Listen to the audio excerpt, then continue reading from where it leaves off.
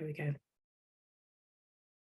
Right, welcome everyone. I'm Emily, one of the founders of Untangle, and Untangle is here to help you through bereavement. So we have a really supportive community. We run events like these with Lizzie and other experts. We have support groups that we run once a week, and we have chat groups and a forum and lots of resources. So if you haven't joined Untangle, please do sign up afterwards and you can chat to other people. But I'm going to hand over to Lizzie tonight. So Lizzie is a psychotherapist. She works on forensic psychology at Nottingham University and specialises in also children and young people's mental health and safeguarding. She's also the safeguarding lead of Untangle, and a national safeguarding officer for the Samaritans. So she does a lot of work in this space, and you're in wonderful hands. So I'm going to hand over to Lizzie. If anyone has any questions through the session, feel free to unmute yourself and ask them. And if you'd rather not, you can post them in the chat, which is here, to me, and I can always field the questions as well. So whatever feels more comfortable to you. But I'm going to hand over to Lizzie and yeah, take it away, Lizzie. Thank you very much. Welcome everyone. It's nice to have you all with us this evening. I know it's a very difficult topic, so I appreciate it. It may seem quite difficult at times, this hour that we've got together. But I thought I'd take the opportunity just to talk us through kind of what the statistics are about suicide, what is expected as part of a loss by suicide, and just kind of speak through kind of ways of maybe coping or managing with that loss. And also kind of areas of support, kind of tell you a little bit about what Untangle can do, but also kind of outside of Untangle where you may be able to access support. As Emily said, I want this to be as interactive as you would like as a group. So please, at any point, if you've got any questions or got any comments or just want to say, I agree with that, or that makes sense to me, that is what I experience, then please either put it in the chat or raise your hand or just interrupt me. That is entirely fine. That's what we're all here for, to learn from one another and be together in this space for an hour. So I'm just going to start by saying that losing a loved one to suicide is one of life's most difficult, painful experiences. The feelings of loss, sadness and loneliness experienced by a death of a loved one are often magnified by feelings of guilt, confusion, rejection, shame, anger, and also then you've got the effects of stigma and trauma also playing into that, specifically by losing a loved one to suicide. But I must kind of start by saying that I'm reminding you that the grief is a normal and natural reaction to a significant loss, and we believe that the goal is not about kind of conquering the loss or getting back to normal, but instead kind of growing around your grief and kind of finding that new way of living. And we'll talk a little bit later about kind of ways of coping and managing with that loss. So I'm just going to talk us through what we know about suicide, just kind of put some kind of figures to it, just to kind of show you the magnitude of suicide here in the UK. So we know that every 40 seconds a person dies by suicide somewhere in the world, and many more attempt suicide. I can see by some people's faces on here, it is quite a scary statistics to see. When I tell people that, it just seems completely shocking to read. And we know that there's in the UK specifically, 3 times more people die by suicide than road traffic collisions. We just don't talk about it as much, and it's a lot less spoken about. And we know that, I'm sure you know that as someone that's had someone die by suicide. So we know in the year 2020, which is the latest statistics out, that just over 5,000 deaths were registered in England and Wales, where the death was recorded as suicide. We know specific kind of groups of people have higher rates of suicide, and we know that each suicide has a serious impact on at least 6 other people that are affected by that suicide. And I'm sure you're more than aware that the psychological, social and financial impact of suicide on the family and the community is immeasurable. Whilst talking about suicide in this space tonight, I just want to kind of remind you, and kind of part of my work is teaching professionals about kind of suicide and how to manage suicide risk. And I always want to raise the topic around language that we use around suicide, because I find that's really important. The topic of suicide should be approached with care and compassion, whether we're engaging in dialogue, talking with someone that's got lived experience, or writing about the issue, or just speaking with others. We just must be really mindful about the language. As our knowledge and understanding about suicide evolves, how we talk about it must also evolve with that. The specific phrases and terms that you may want to consider refraining from using when talking about suicide. So anything that maybe reinforces stereotypes, prejudice, discrimination against people with mental illness or suicidal ideation. So I don't know if any of you are aware, but suicide was a crime in England and Wales until 1961, and that's where we've got the phrase committed suicide from, where now we refrain as professionals using the word commit in that way, because it implies that suicide is still a crime or a sin, reinforcing that stigma that it is a selfish act and a personal choice. So we prefer to use neutral phrasing such as died by suicide, death by suicide, as a way to kind of lower that stigma where possible. You also find that some people want to use Sam's suicidal as a phrase, kind of putting the condition before the person, again, kind of identifies the person as their diagnosis rather than the individual themselves. So we just must be really mindful of kind of the language that we use and just have some thought around that. You may have had personal experience yourself of where you've had a loved one die by suicide and people just want to focus on the suicide rather than the individual themselves. So I'm sure that may be something that you may already be fully aware of. I'm just kind of reinforcing that in our conversation this evening.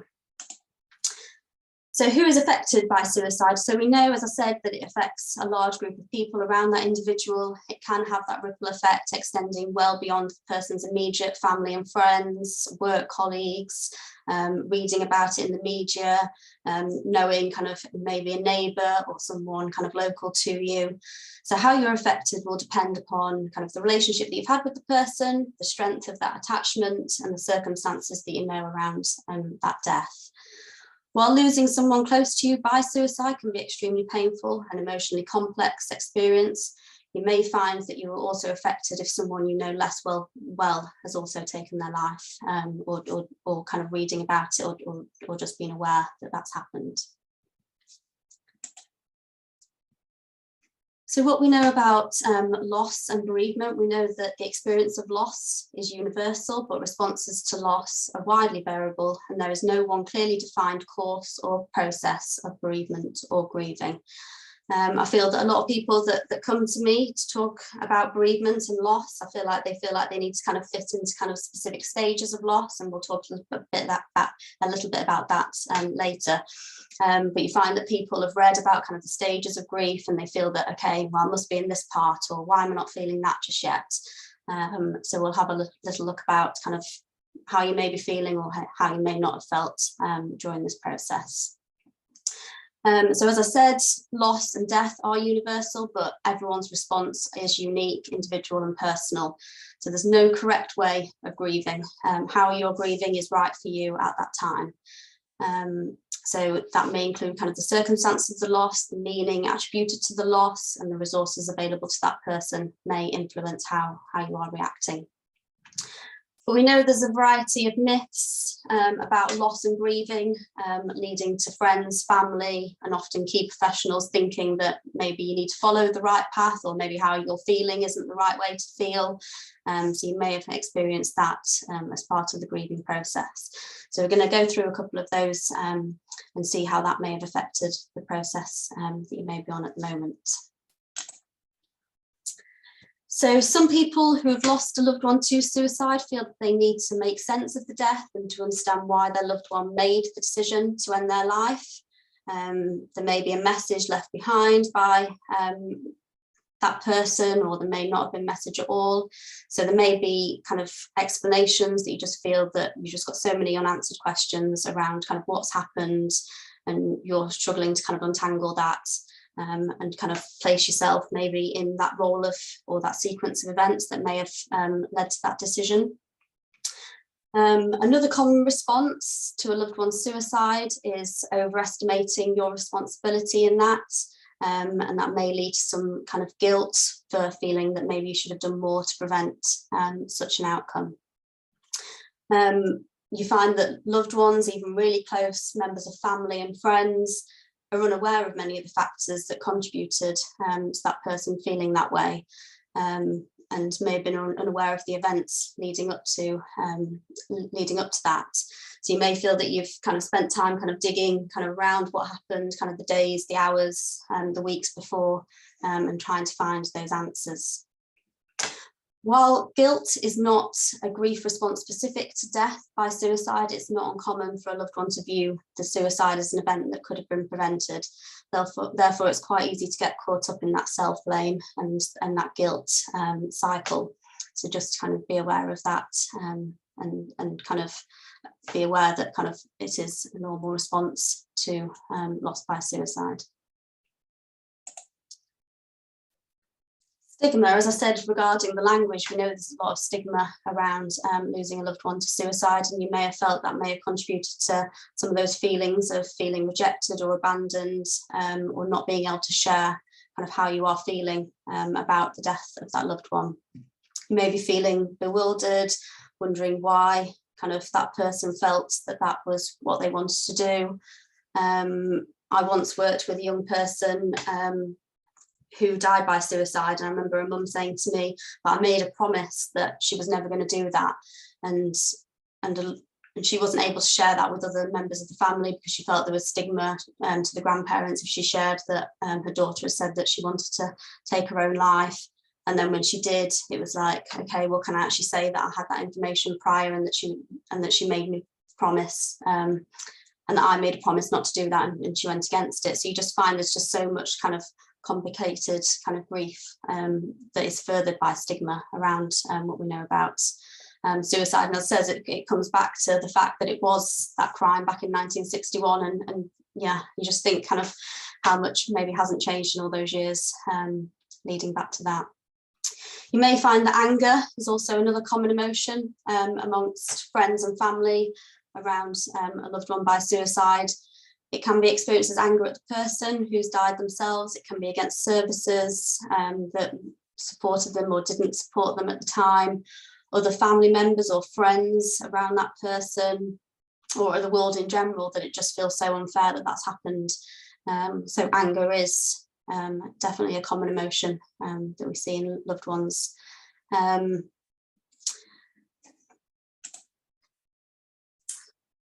So linked to that, we may see some trauma around kind of what people may be experiencing. So around kind of the,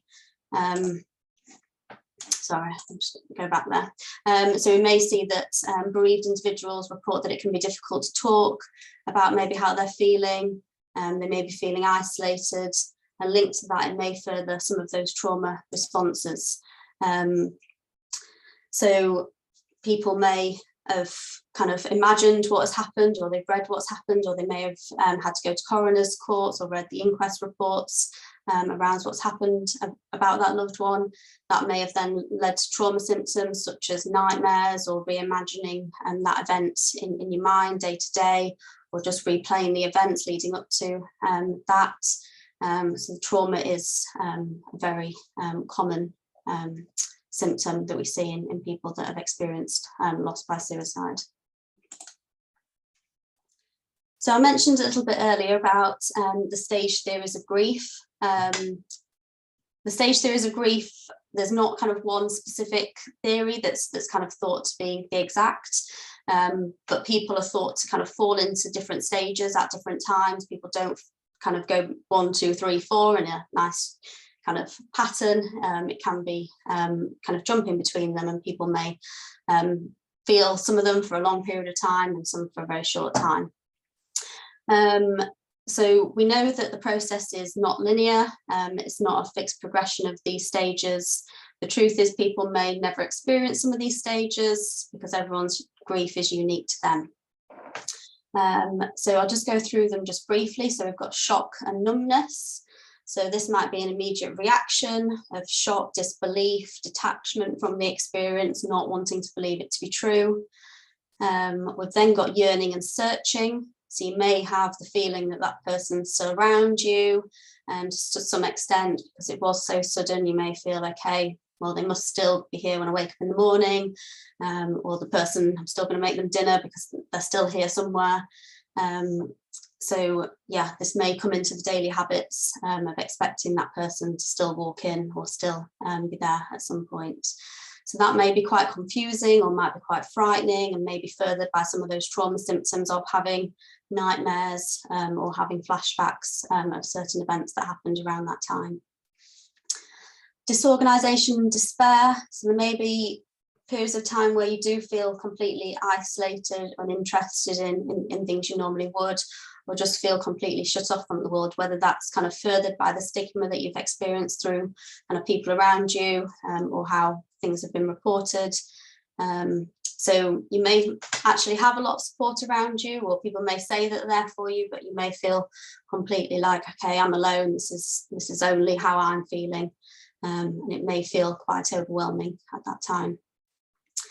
And then we've got reorganisation and recovery. So eventually, for a lot of people, it doesn't feel that time will ever come, but the pain does ease, and you may feel that you are able to talk about that person who has passed away, and be able to talk about the individual themselves instead of the act that's happened, because that seems for a lot of people that have had a bereavement by suicide, that the talk is a lot about the event rather than the individual, where you see kind of a lot of other kind of bereavements that we have. It's a lot about the individual and what the individual did, and that we see a bereavement by suicide, people want to focus on the event, which can be really, really difficult for those around that person. So we know there's other wildly popular other stages, such as denial, anger, bargaining, acceptance. So as I said, people may not experience any of these at all, but it's just good to know kind of what are some of the responses that we may experience as part of bereavement. So a common belief is that distress and depression are inevitable when dealing with loss, and the lack of it means that there's something wrong with that individual.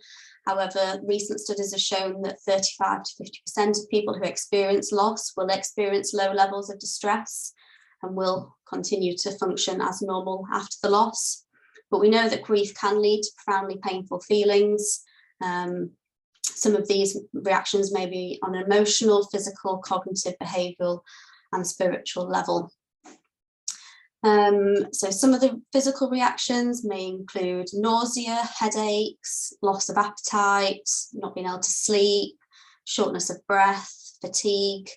Some of the emotional reactions that you may have felt include sadness, anger, fear, anxiety, shame, some relief, jealousy, irritable, frustrated, loneliness and guilt. And especially in those that have had a loved one die by suicide. Some of the cognitive reactions include an inability to concentrate, fantasizing, obsessive thinking, confusion, a sense of that loved one still being around, emptiness, and maybe replaying kind of what has happened to you.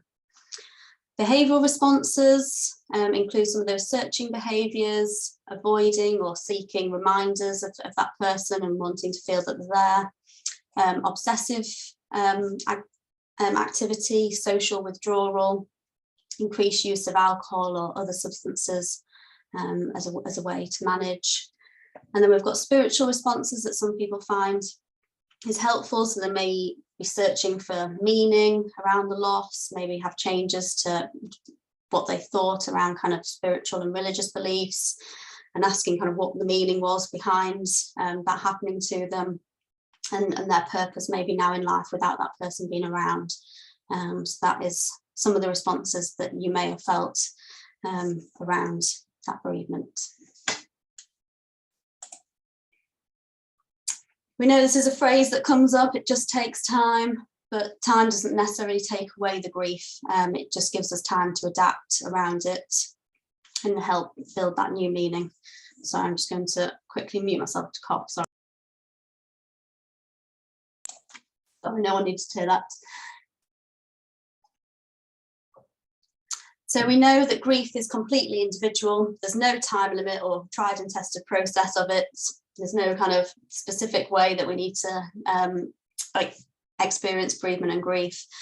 People who are bereaved sometimes feel pressure around those to kind of move on, or hear the phrase, it just takes time, come on, like it's been this amount of time now, why are you not kind of being a different way? And it's yeah, time doesn't necessarily take away that grief, as I've said, but it's trying to kind of move through it, and kind of learning to live with that new reality.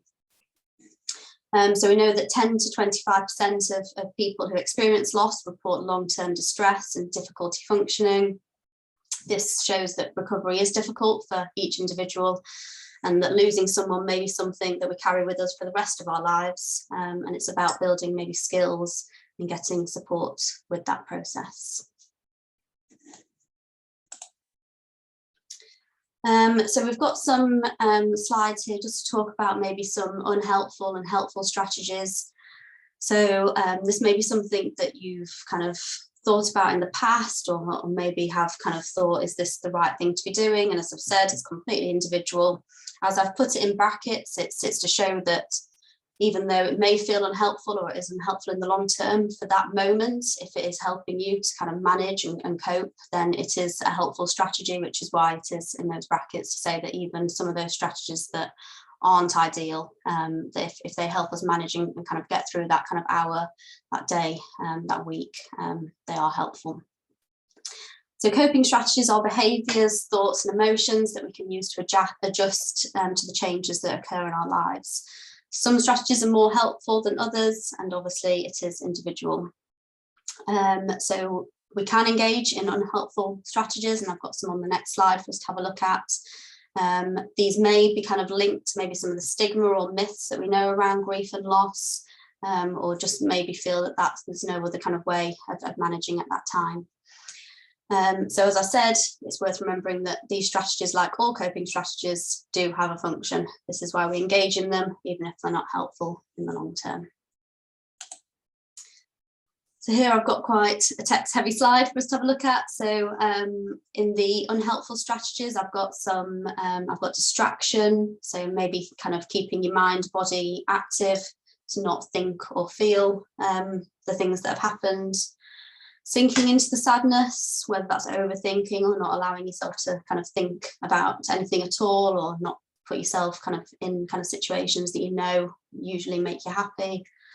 Denial, we could put that as an unhelpful strategy, so just refusing to accept the loss, living in a bubble of denial and not wanting to talk to anyone about it who's going to talk to us about what's happened, or about that loved one. Maybe judging others. I find that a lot in the groups that I run, that people kind of focus on what other people have felt around them at the time, like, oh, why is my sister kind of crying all the time, or why is so-and-so responding in a certain way, but kind of focusing on other people and being critical of their behaviours is maybe not going to be helpful in the long term. Isolation, so some people find it easier to kind of avoid other people, reject help. Often the thoughts that we have in our minds are often far worse than what would have happened if we'd approached the person or the situation, or accepted kind of support that we've got around us. Instead, we get into this fearful thinking routine, and it doesn't allow us the opportunity to maybe test kind of what we think, or kind of what our thoughts are saying about a certain situation. The helpful strategies that I've got, again, you'll have your own helpful strategies that have helped you during this difficult time, but here are just some for us to have a look at. So I've got acceptance, so recognising your own experience and emotions without judgment, accepting that life is full of challenges and injustice does exist, and there is a lot of support out there for us. Expression, so some people find it helpful to express what's happened to them in some form, whether that's writing about it and kind of doing a diary entry of kind of what's happened, just to kind of help them formulate kind of what happened at certain times, so they can look back when things feel so chaotic to say, okay, this happened a couple of days before the person took their own life. or this happened kind of the week after, just to kind of have that in writing. So if the trauma symptoms of the nightmares are happening, it's like, okay, let's look back and actually see what the reality was. Or some people find it helpful to put that in pictures or do artwork, or just have conversations with others that are there to listen. Is one way of expressing what's happened. Self-compassion, we know it can be difficult, but being kind to ourselves and our emotions, allowing ourselves to experience some of the positives and not forcing ourselves to take on too much or much more than we can handle. It can feel chaotic after any bereavement, of all the processes that we have to go through and kind of everything kind of around bereavement and loss after, but it's allowing ourselves kind of that space and acknowledging kind of it is okay to feel this way. People find it helpful mindfulness, so taking time to be in the moment, taking a minute of breathing, meditation, or just focusing on the one thing that we're doing at this time, whether it's baking, cooking. Okay, this is what I'm doing. This is exactly the only thing that I need to be doing at this time. So there are some that we found helpful for people, or unhelpful strategies for people there. So it may be helpful after today to maybe reflect on kind of one helpful or one unhelpful strategy that resonates with you and kind of the experience that you've had recently. How did it affect how you were thinking and kind of your behaviours, and what were the short-term and long-term rewards of that? Just be able to help us think at a certain time, okay, if I'm feeling really low and I'm thinking a lot about that person, what will help me, or what will I know has helped me in the past?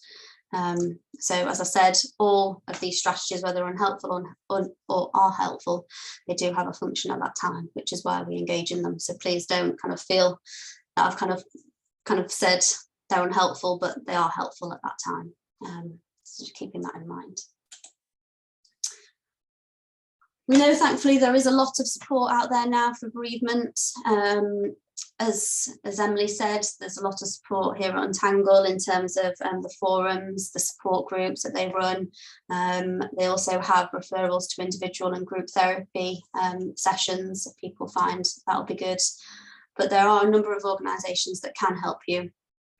As I've said, being bereaved by suicide is a unique and painful experience, and you might prefer to speak with people who deal with that directly. And I know it can be difficult to ask for help, or maybe kind of see, okay, this is the time where I need help, but everyone deserves help, and there is a lot of support out there. So if you decide to go for kind of any form of therapy, a counsellor will help you explore your bereavement, how it's affected you specifically, and it'll give you that space to explore grief safely and feel supported without any judgment. Group therapy is another alternative to individual therapy. As I've said, human beings are social beings. We grow up in family groups, we live and work in groups.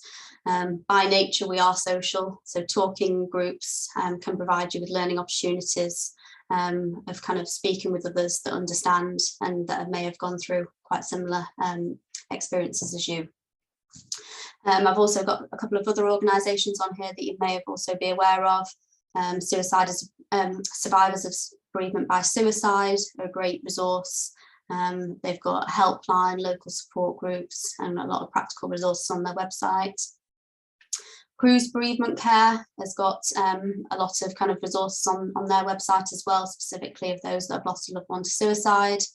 And we've also got the Support After Suicide Partnership, which is a national hub of organisations and individuals across the UK that work with people that have been bereaved by suicide. Oh, I've skipped. Sorry about that. So I just wanted to show you the circle of influence, which I use a lot in my training of professionals on how to speak to people that have experienced bereavement by suicide, and also those that are experiencing suicidal thoughts.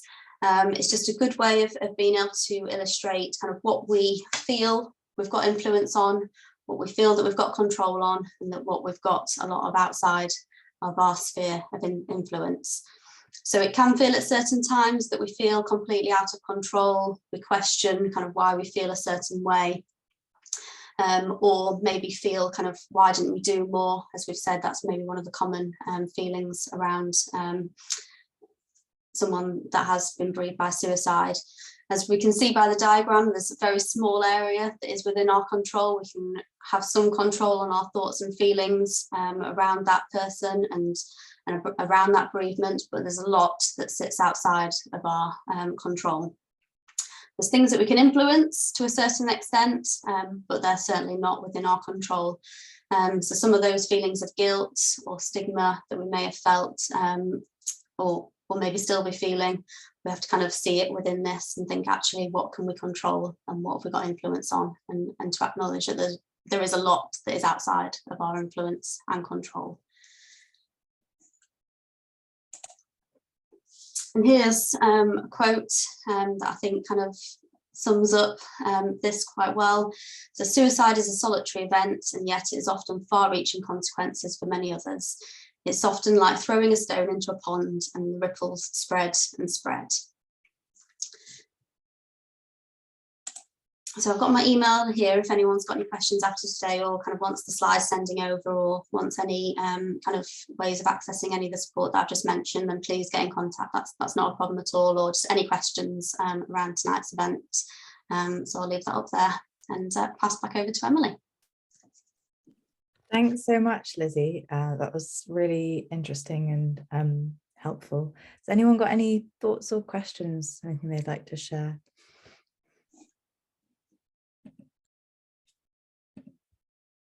Jackie, go ahead. Thank you. I lost my grandson to suicide on the 21st of November, just recently. And he did leave me a letter, but there was no reasons in the letter why. It was just saying what an amazing person I was, and that no matter what, I couldn't change the outcome. And I can't get at peace because I don't know why, and I don't know if I'm driving myself mad trying to find the reason why, because I'm never going to know, am I? Sorry. No, thank you, Jackie, for sharing that. That's a very personal, that's very personal for you to share. So thank you for feeling comfortable to do so. Yeah, as I say to professionals that I teach around kind of managing suicidal ideation, there is so many questions of why, and considering kind of the reasons for why someone may be feeling suicidal at different points. So yeah, it is usually a massive complex of different emotions and different reasons. It is unlikely to be one specific reason. I've worked with people that have attempted suicide or have many attempts of suicide, and one of the main quotes I always hear is that people just feel that they can't cope with the pain of living any longer. It's not that they want to die, it's just that they can't cope with being kind of alive at that time.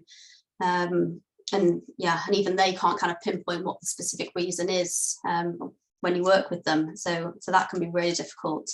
So it may be the case that your grandson just didn't understand the reasons why, and could be why he didn't kind of say that in the letter, because he may not have been able to express that. And what I don't get as well is we've had the coroners obviously have been involved, but also we've got to have an autopsy or an inquest, whatever it is, in June, even though they know that there was a letter of intent and everything else. It just feels like it's going to be never ending that we can grieve, because they've got to go through it all again in June. And I just don't understand why that is. No, it is an excessively long period, isn't it, to wait and to not feel kind of that you've ever kind of got that kind of space for some form of closure. No, has anyone else kind of experienced that kind of longevity of kind of waiting for kind of the process and some form of answers to maybe relate to Jackie's feelings at the time? Anyone's kind of further along in the process or currently feeling that same way?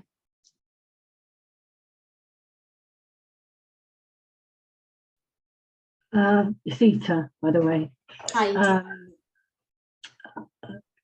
I can't remember. Our dad committed suicide. Sorry, our dad took his life back in on the 24th of June 1988. So I can't remember. I knew there was quite a long time, so that was June. I think it was probably October before the inquest was on, and like Jackie's grandson, he had to have an autopsy done and things like that. So yeah, so that was about, how many months was that? June, July, August, September, October. So that was probably 5 months. So when is yours, Jackie? June, did you say? Was it June? Yeah, he passed in November, and it's the middle of June. That's a long time. Could you not see if they could bring it forward?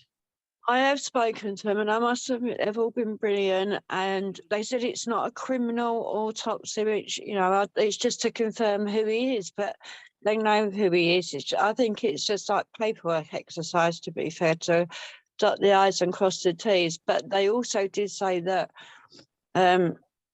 I mean, it's really weird because he was my carer, so I'm registered disabled, so I'm on a lot of medication, and my biggest fear was that they were going to come back and say he died on my medication, and I don't know if I could have lived with that. But they said he didn't. He actually got the stuff off the internet, and he died from something called sodium nitrate toxicity. So it has nothing to do with my medication. So I don't know if they're investigating because he got that stuff off the internet, and that's why they have to do this. I really don't have no clue. So have you been able to have his funeral? Yes, Oh, okay. they've done everything they need to do, and So I think you get the interim report. yeah, I mean, I've got the death certificate, but I think personally it may be because of, you know, him getting the stuff off the internet. That's the only thing I can think, because they had the letter of intent. They know he meant to do it, and that's all I can think. I don't know, unless it's the area that you live in, because although Dad, like his was back in 1988, and there were 6 of us, and Michael, who my twin brother, he kind of took the role over of Dad, and he actually died in October, this last October, and he's going to inquest, and I had a date back in December, but I needed to speak to the hospital first, so I delayed the date. So I don't know whether it's where you live or whether it is because of the cause of death, you know. I don't know what to help with you there. I don't know what to say now, guys. That's fine.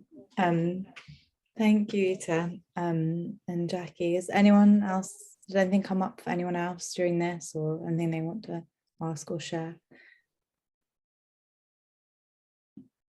No? All right.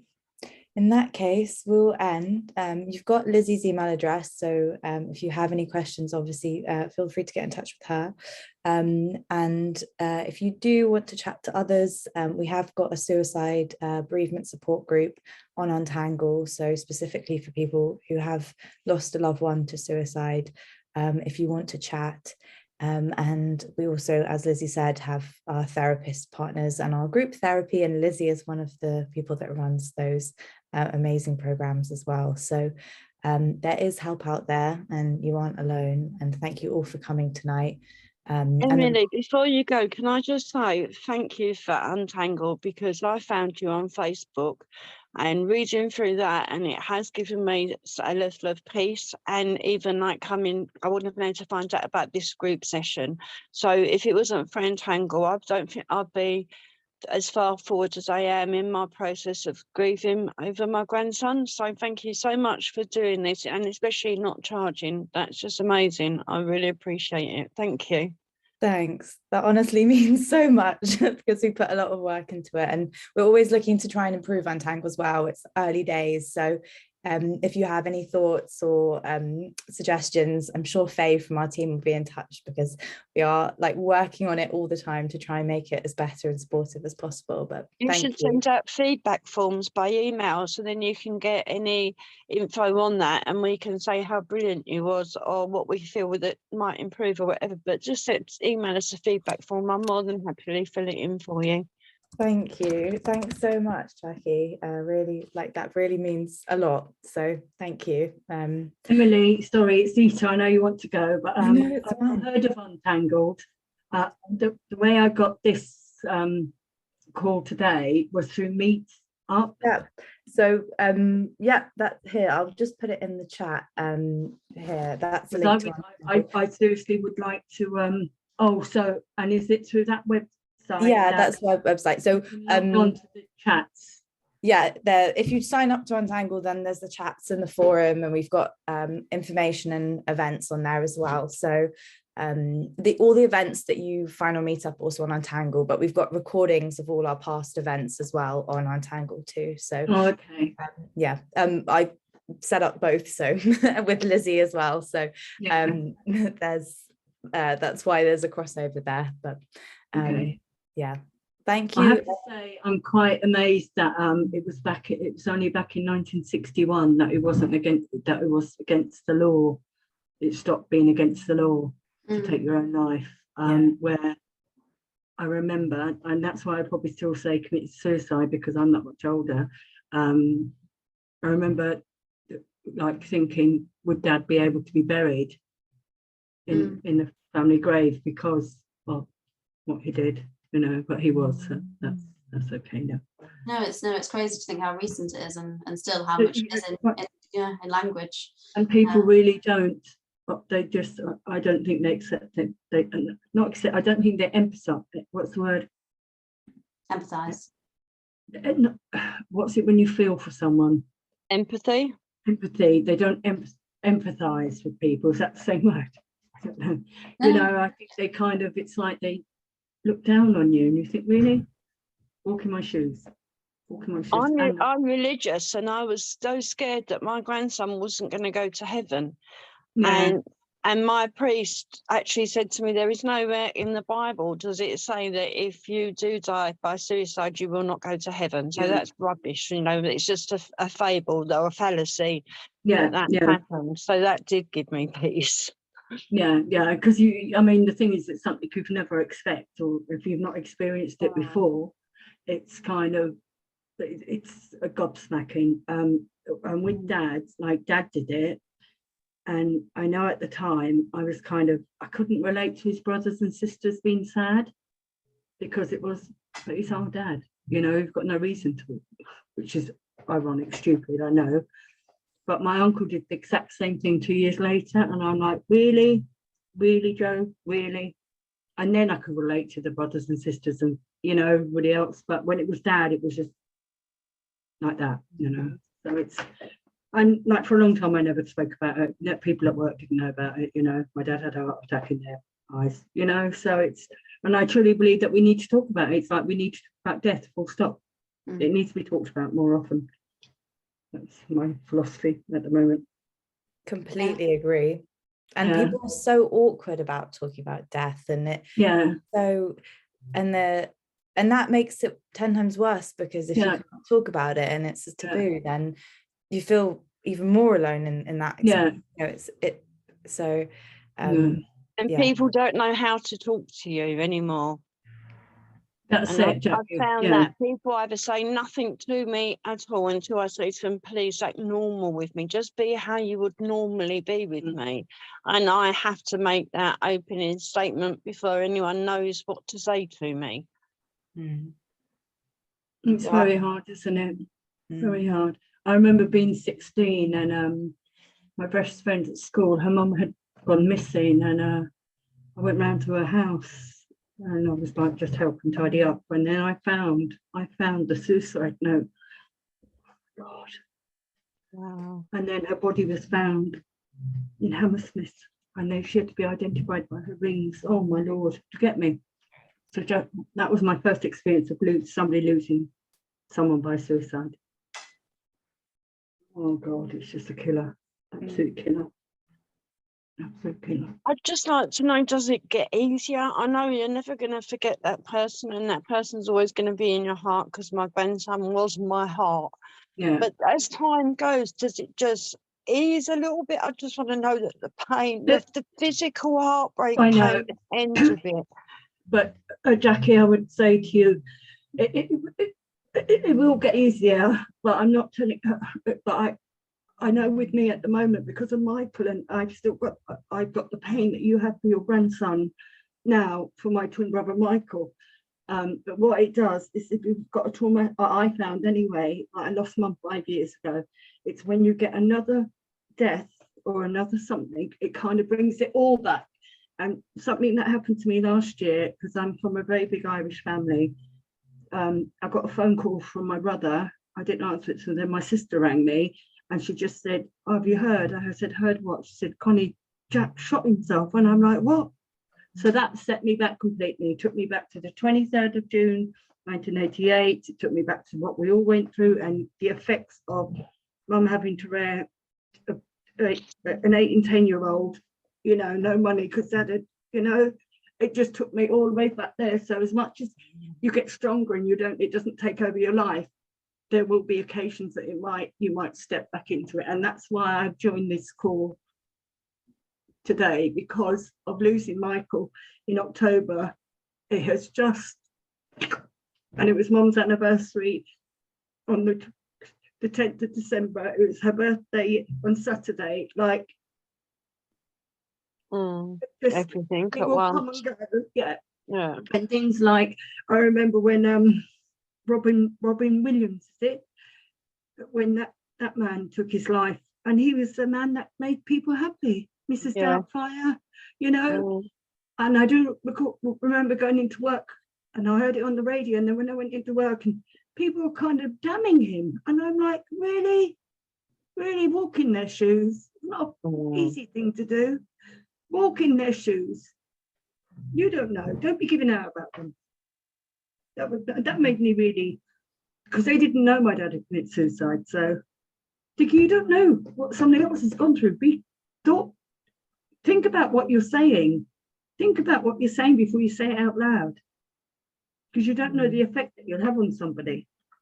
God, it's just life is. Does I make think you. the lockdown caused a lot more suicides than there probably would have been if we hadn't had this pandemic. Yeah, like that has definitely had an awful, massive effect on people's mental health. Absolutely, 100%. I've got a brother that is a schizophrenic, and I think it's from the effects of dad. Like, he was only 10 at the time, and it's always something that sparks it off. Yeah, it's just, and I think people need to be kind to each other. And just don't be putting people down.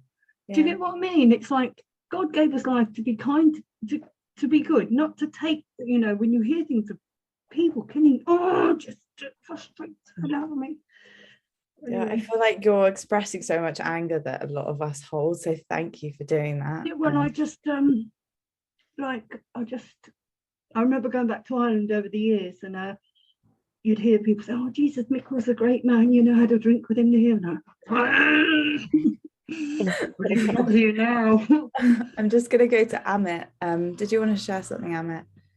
Yeah, I just wanted to say, I think it's I want to highlight about the stigma that's around it. It's just ridiculous. And people, you know, death is already an awkward subject. And then, you know, you talk about suicide, and then people are like, they just can't handle it. It's too much of an awkward topic for them.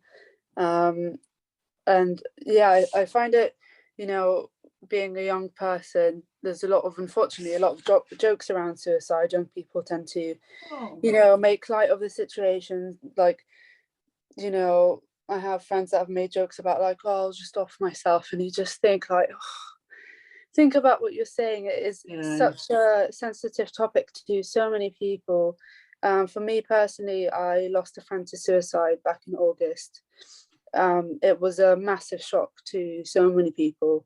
You know, it took a lot of people by surprise, especially me, because suicide was something that I had discussed with him. He lost a friend to suicide that same year, and he said that he couldn't understand how someone could leave their family behind like that, and that he could never do such a thing. So when he did, it was just such a shock, an absolute shock. Him and his family were so close, and it was just awful to see, you know,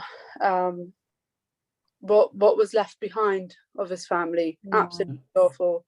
And I think, you know, people don't realize with these type of conversations, I think to avoid the awkward feelings, they will say things that they shouldn't. It's just such a shame, because it affects so many people. Saying that, I mean, I always thought that Dr. suicide was Lizzie said. selfish. I really thought it was a selfish way to die until it happened to me and my grandson passed. And in a way, I still feel it's a little bit selfish because he's at peace and it's everybody around us isn't. Yeah. And you know, and I don't know if I'm in the right frame of mind to feel like that, if it's the wrong frame of mind to feel like that. I really don't know why. I just feel like, you know, yes, you're at peace, Callum, and I'm happy that you're at peace and you're where you want to be, but I want you here and you should be here with me. And I wasn't given the option to save him, kind of thing. I don't know if how anyone else feels about that, but yeah, that's, to me, it just feels like it's a bit selfish. Well, I think because it's so raw, very raw for you, Jackie, it will be, like going back to Dad, it was very much, you are selfish. What type of man does that? Leaves a wife and 6 children, you know, what? And it is. But over the years, and we're coming into the 32nd year of Dad. I've now because I've had my own issues with my mental health. The brain is so complex, and you just don't know. And my dad was a really lovely man. You would never think anything, never ever think there was anything wrong with him. But it had to be something that he must, for that few seconds, minutes, that he thought that's it, you know. So I think you have to kind of put yourself in your grandson's shoes, even though it's not that he didn't love you. He's kind of thinking, I need to do this for me, I think.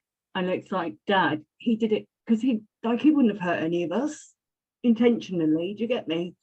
I mean, I know he loves me. He told me that he loved me and he wants me to have an amazing life and whatever, but there was just no inkling of why. And I think that's the frustration.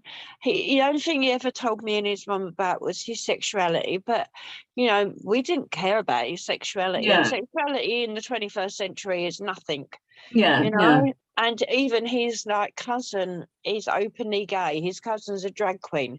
So he had family around him that he could have spoke to, but he just didn't reach out to anybody. Oh God, that is so hard. But he left a note. He left something for you. He left one for me that the police took, and I didn't get that for 5 weeks.